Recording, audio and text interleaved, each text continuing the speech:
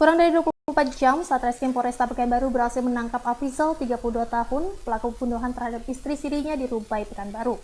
Tersangka menghabisi istrinya karena akibat sering cekcok yang berujung pembunuhan pada Rabu pagi sekira pukul 4.30 waktu Indonesia Barat. Afrizal, 32 tahun tersangka pelaku pembunuhan terhadap istri sirinya di Rumbai, Pekanbaru berhasil ditangkap Satreskrim Polresta Pekanbaru. Tersangka membunuh dengan cara mengapak kepala korban sebanyak 4 kali, yang mengakibatkan korban meninggal di tempat. Pelaku ditangkap di salah satu bengkel di Jalan Pemuda, Kecamatan Payung Sekaki. Dari pengakuan tersangka, tega membunuh istrinya karena sakit hati akibat cekcok rumah tangga yang tak berkesudahan. Di mana malam sebelum kejadian, korban diajak tersangka tidur bersama di kamar, namun ditolak oleh korban, sehingga tersangka marah dan membunuh istrinya.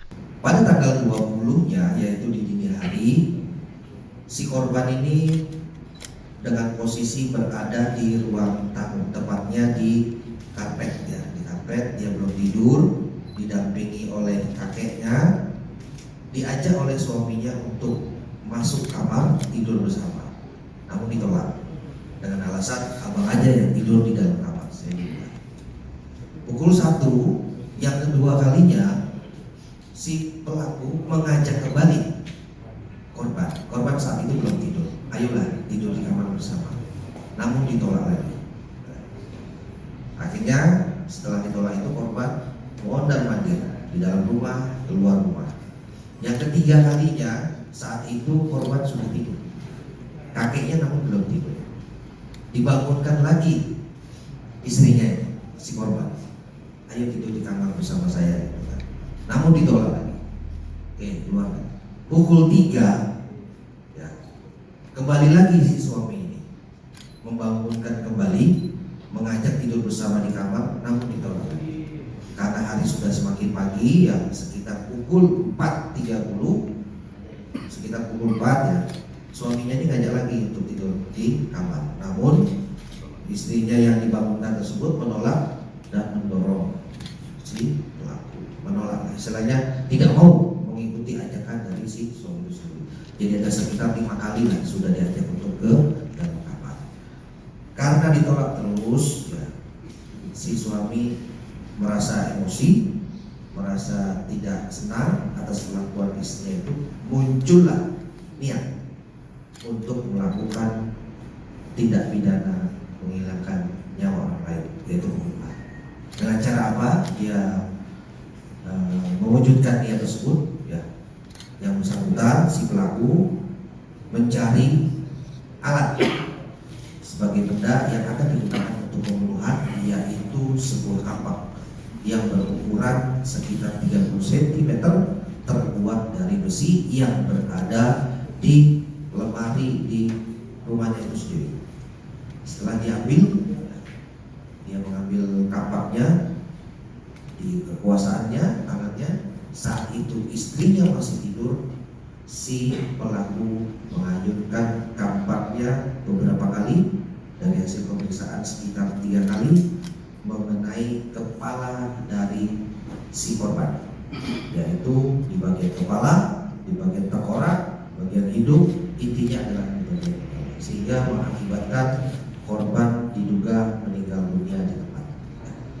Jadi setelah melakukan kejadian tersebut, ya, pada saat kejadian tersebut kakeknya saat itu berada di dekat korban, yaitu di sofa, namun tidak mengetahui karena sedang tertidur lelap. Ya. Setelah kejadian, si pelaku berusaha untuk keluar rumah menggunakan sepeda motor miliknya, yaitu sepeda motor Yamaha Mio warna hitam BM 2719 NC. Karena motornya itu suara bising, dia tuntun dulu itu motornya sekitar 112 meter dari rumah. Setelah itu dia menyalakan motornya dan berjalan menuju Jalan Sudirman Ujung, ya, tepatnya dekat Parit Belanda, misalnya. Yang bersangkutan berusaha untuk menyembunyikan alat kejahatan yang dia gunakan untuk pembunuhan, yaitu kapak tersebut, dibuang di situ.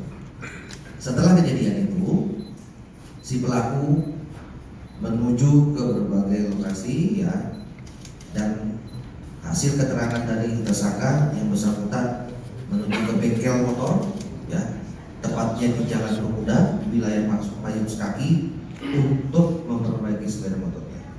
Atas kejadian tersebut ya, Satreskrim Polresta Pekanbaru, Polsek Rumbai Pesisir langsung melaksanakan upaya untuk pengungkapan yang sifatnya segera, sifatnya cepat, dan alhamdulillah kurang dari 13 jam pelaku dapat kami amankan, yaitu tepatnya di bengkel Pemuda di Jalan Pemuda tersebut, Payung Sekaki, dan langsung kami amankan.